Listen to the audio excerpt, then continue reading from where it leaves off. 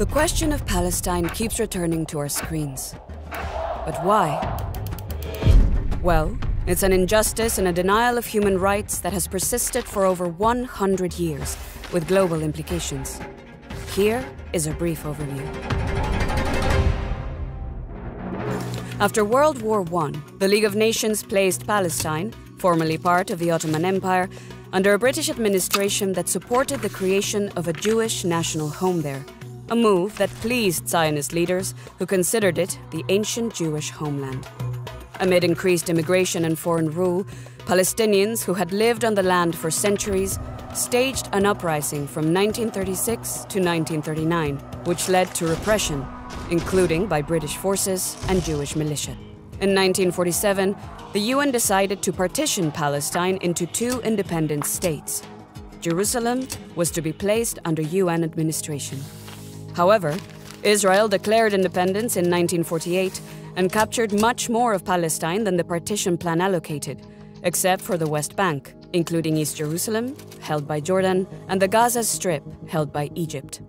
More than half of the Palestinians were expelled from or fled their homes and ended up in refugee camps in the West Bank, Gaza, and neighboring countries. Palestinians refer to this as the Nakba, or catastrophe. They remain refugees to this day, mostly relying on the UN Palestine Refugee Agency, which was created specifically for this case. In the 1967 Six-Day War, fought between Israel and neighboring Arab states, an additional 500,000 Palestinians were forced to flee. Israel occupied Gaza and the West Bank and annexed East Jerusalem, including the Old City. In the years following, the UN General Assembly affirmed the rights of Palestinians to self-determination, sovereignty, independence, and refugee return.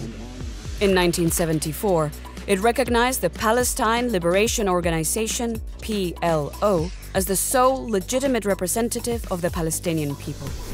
Palestinians revolted against the Israeli occupation in 1987, referred to as the First Intifada, or uprising. Intense diplomacy followed and led to the signing of the interim Oslo Accords between Israel and the PLO in the 1990s. Palestinians recognized Israel, and the Palestinian Authority was established to govern parts of the West Bank and the Gaza Strip. Further negotiations failed to resolve the remaining issues, as Israel expropriated Palestinian land and continued to transfer its population to illegal settlements in occupied Palestinian territory. During the Second Intifada in 2000, armed clashes and bomb attacks ensued. Israel built the West Bank separation wall, much of it inside Palestinian territory, seizing land and restricting freedom of movement. The International Court of Justice determined that the wall inside Palestinian territory was illegal. In 2005, Israel withdrew troops and settlers from Gaza. After an armed takeover by Hamas, Palestine's Islamic resistance movement, in 2007, Israel imposed a blockade on Gaza, which has caused a deepening humanitarian crisis, along with Palestinian resistance.